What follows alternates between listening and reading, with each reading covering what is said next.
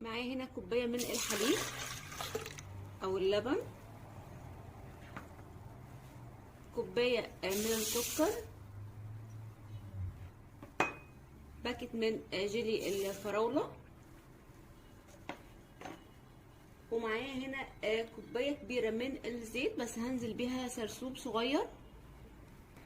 طبعا هنزل السرسوب ده والخلاط شغال، مش قبل ما يخلط، فهبتدي دلوقتي اشغل الخلاط.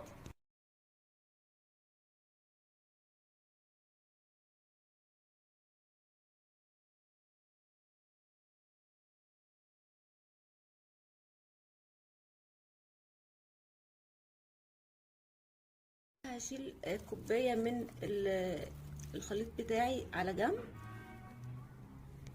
دلوقتي بقى هنزل بحبتين من البيض، وكمان عليهم معلقه صغيره من الفانيليا، وارجع اخلط كده الخليط بعد ما ضفنا له البيض. دلوقتي بقى كوبايتين من الدقيق طبعا منخولين،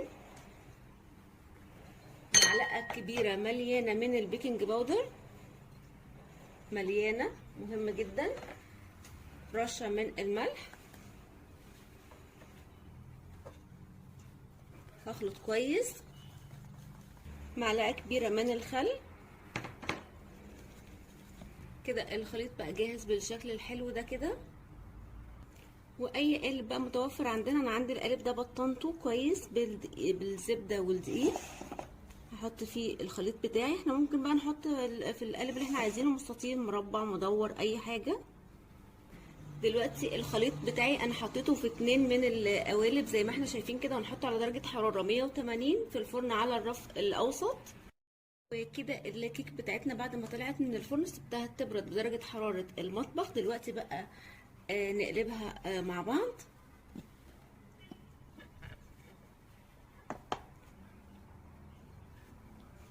الحمد لله اتقلبت معايا بكل